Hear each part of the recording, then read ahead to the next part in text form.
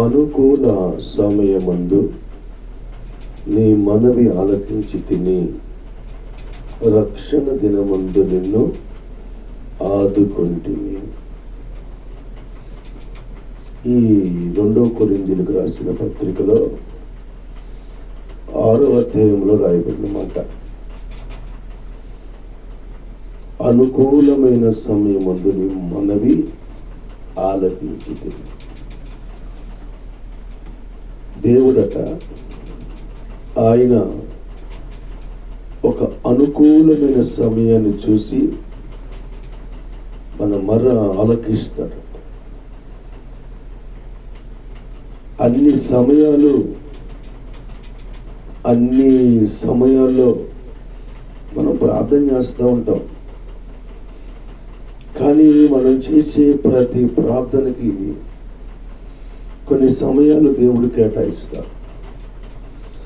నీ ఆత్మీయ జీవితంలో ఇంకా నా జీవితంలో నాకెందుకు దేవుడు ఇంకా నా ప్రార్థన ఆలకించట్లేదు, ఎంతగానో నేను ప్రార్థిస్తున్నాను, ఎంతగానో మొరపెడుతున్నాను, నాకేంటి ఏ మేలు జరగట్లేదు అని అనుకోవచ్చు.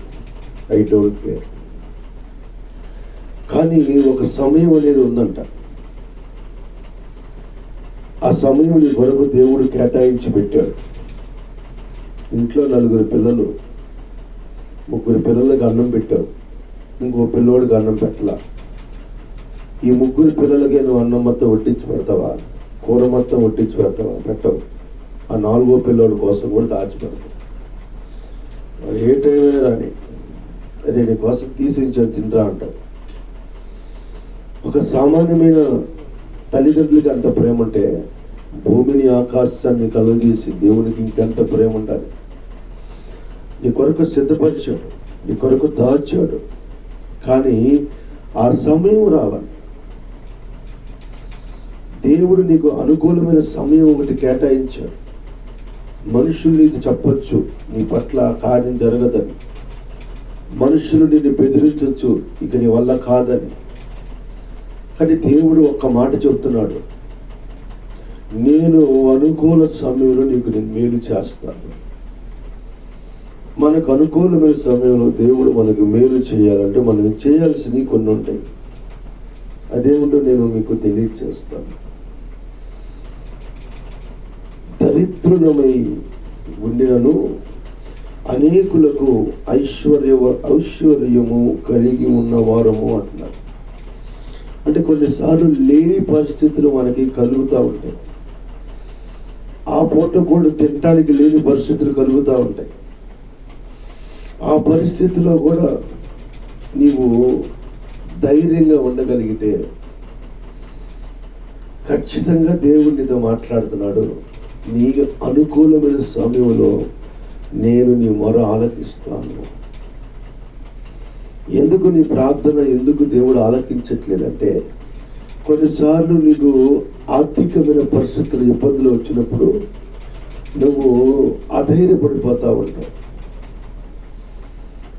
ఖచ్చితంగా దేవుడు నీతో మాట్లాడుతున్నాడు. కరువు పరిస్థితులు నీకు ఎదురైనా దేవుణ్ణి విడిచిపెట్టకుండా మనస్సులో నువ్వు ఆయన గనక స్తుతించగలిగితే, ఎటువంటి కిటికీలమైన పరిస్థితులైనా దేవుడు నాకు సమస్తముని సమకూరిస్తే మేలులతో నన్ను నింపుతాడని నమ్మగలిగితే నీ అనుకూలమైన సమయంలో నీకు దేవుడు సహాయం చేస్తాడు. ఈరోజు నీకు లేకపోవచ్చు, కానీ రేపు దేవుడు నీకు సమృద్ధినిస్తాడని చెబుతున్నాడు.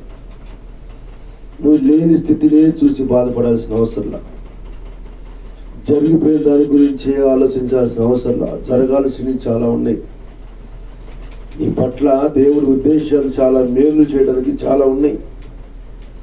కానీ నీ కరువులో నుంచి, నీ ఇబ్బందుల నుంచి దేవుడు నిన్ను విడిపించగలుగుతాడని నువ్వు నమ్మినప్పుడు, ఏ స్థితిలోనైనా ఏ పరిస్థితిలోనైనా నువ్వు దేవుడిని విడిచిపెట్టకుండా నమ్మకంగా నువ్వు ఉండగలిగితే, అక్కడే ఉంది కదా, మేము దరిద్రులమైనను ఐశ్వర్యవంతులుగా మేము కనిపిస్తున్నాము, మా దేవుడు మాకు అలాంటి సహాయం చేయబోతున్నాడని అంటున్నారు వాళ్ళు. రెండోది, క్రీస్తుకు బెల్జెబూతో ఏమి సందర్భము అంటున్నారు. అంటే ఒక ప్రార్థనా పరుడు, ఒక దేవుణ్ణి నమ్ముకున్న వ్యక్తి, ఒక దేవుడి మీద ఆధారపడుతున్న వ్యక్తి, దేవుడిని నమ్ముకోని వ్యక్తి, దేవుడి మీద ఆధారపడిన వ్యక్తికి పోటీ ఏంటి?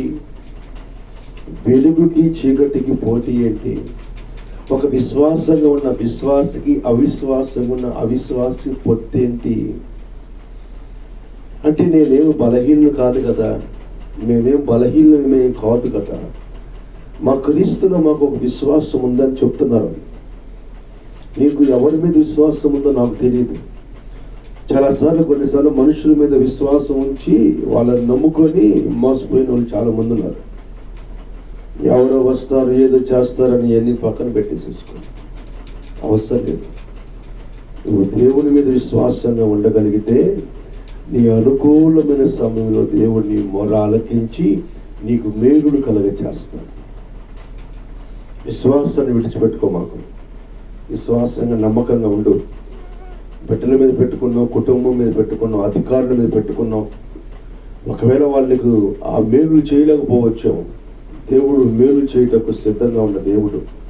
ఆయన పేరు నజరేయుడైన యేసు. నీ అనుకూలమైన సమయంలో నీ మొర ఆలకించి నీ కుటుంబ పరిస్థితులు మార్చి, నీ అనారోగ్యాన్ని తొలగించి, నీ అప్పుల సమస్యల నుంచి విడిపించి, నీ మానసికమైన రోగముల నుంచి నేను విడుదల చేసి ఒక ఉన్నతమైన ఆశీర్వాదంలోకి నడిపించడానికి శక్తి కలిగిన దేవుడు ఈ ఉదయకాలం నీతో మాట్లాడుతున్నాడు.